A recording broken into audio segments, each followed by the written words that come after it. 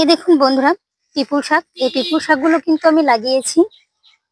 একটু জো পেলেই কিন্তু ঝাড়িয়ে চারিপাশে ছড়িয়ে যাবে এই গাছটা। এই দেখুন বন্ধুরা, এখানে বেগুন গাছও লাগানো হয়েছে।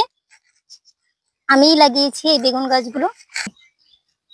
দেখুন, এখানে অনেক মরিচ গাছও লাগানো হয়েছে। এই যে এখনো কিন্তু ফুল এসে পারেনি, কেবল ছোট চারা। এই যে বড় মানকচু। নমস্কার বন্ধুরা, অন্নপূর্ণা কিচেন কুকে আপনাদের সবাইকে জানাই স্বাগতম। তো আজ আমি এই পিপুল শাক দিয়ে আপনাদের কুচিয়া মাছ রান্না করে দেখাবো। তো কুচি মাছ রান্না করার জন্য আমি কয়েকটা ডগা তুলে নেব।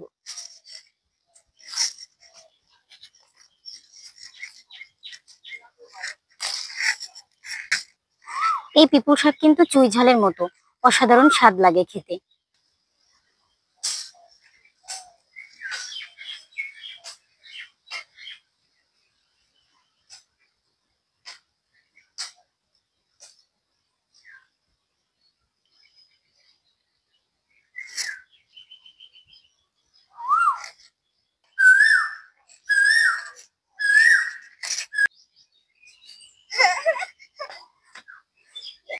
তো পিপুল শাকের ডগাগুলো আমি কেটে নেব। দেখুন বন্ধুরা, কত মোটা মোটা ডাটা। কিছু কিছু পেপার ডাটা কিন্তু অনেক ঝাল আছে। সব পেপুলির ডাটাই ঝাল। এই পিপুলির ডাটাটা কিন্তু খেতে ঝাল ঝাল লাগে। এই পিপুল শাক কিন্তু যাদের সর্দি কাশি হয় তাদের পক্ষে কিন্তু খুবই ভালো। মানে সর্দি কাশিটা এই শাকটা খেলে নিরাময় হয়। একটি আলু কেটে নেব।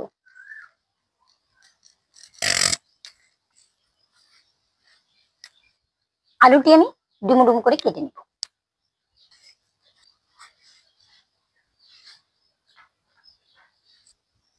এই দেখুন বন্ধুরা, এই সেই কুচে মাছ। তো কুচে মাছটা আমি সময়ের স্বল্পতার জন্য আজ আগেই কেটে নিয়েছি। আজ আমি আপনাদের কেটে দেখালাম না, অন্য কোনো একদিন কেটে দেখাবো। দেখুন বন্ধুরা, কুচে মাছটা আমি কত সুন্দরভাবে কেটে ধুয়ে পরিষ্কার করে নিয়েছি। এতে কোনো প্রকার কাটা কিন্তু আমি রাখিনি, কাটাটা আমি ফেলে দিয়েছি। কুচে মাছের রেসিপির জন্য প্রথমে কড়াইতে আমি সাদা তেল দিয়ে দেব। তেলটা গরম হয়ে আসছে, আমি এখন তেজপাতা দিয়ে দেবো। ফোড়নে আমি গোটা জিরে দিয়ে দেবো। এরপর কুচি করে রাখা পেঁয়াজ দিয়ে দেবো, সাথে টমেটো কুচি দিয়ে দেবো। আগে থেকে বেটে রাখা পেঁয়াজ দিয়ে দেবো। এরপর রসুন দিয়ে দেবো। এরপর আমি কালারের জন্য একটু শুকনো মরিচ ব্যবহার করব। তো শুকনো মরিচ বাটা দিয়ে দেবো, দিয়ে আমি নাড়িয়ে দেবো। দেখুন, কয়েকটা গোটা রসুনের কোয়া দিয়ে দেবো। এরপর আবারও কালারের জন্য আমি হলুদ গুঁড়া দিয়ে দেবো। এরপর আমি স্বাদের জন্য নুন অ্যাড করে দেব। মশলাগুলো সব একসঙ্গে অ্যাড করে নেওয়ার পর সামান্য পরিমাণে জল দিয়ে আমি কষিয়ে নেব। অল্প পরিমাণে কাঁচা ঝাল বাটাও দিয়ে দেব।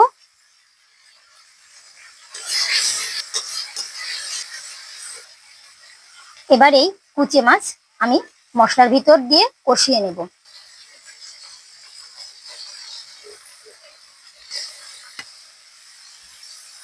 কিন্তু মাংসের মতন করেই কষিয়ে নেব। এই কুচি মাছটা কিন্তু যাদের রক্ত শূন্যতা আছে তাদের রক্ত পূরণ করে।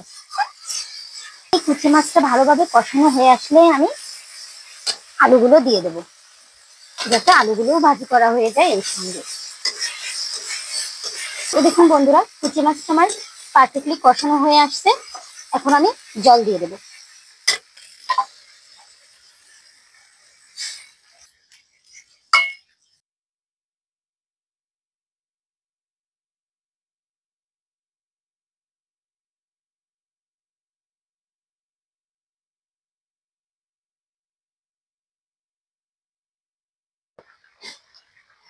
দেখুন বন্ধুরা, পিপুল শাক দিয়ে দিয়েছি। আপনারা দেখেছেন, এই পিপুল শাক দিলে কিন্তু কুচি মাছের স্বাদটাই আলাদা, অন্যরকম স্বাদ আসবে।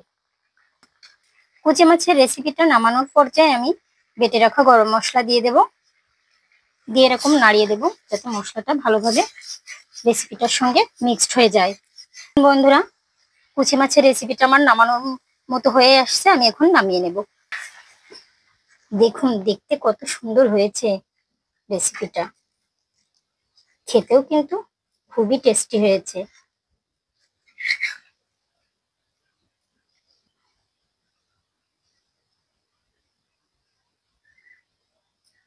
দেখুন বন্ধুরা, আমি কিন্তু কুচি মাছের রেসিপিটা নামানোর পর ভাজা জিরের গুঁড়া দিয়ে দিয়েছি উপর দিয়ে, যাতে খেতে টেস্টি হয়। বন্ধুরা, আমার এই ভিন্ন রকম রেসিপিটা আপনাদের কেমন লেগেছে?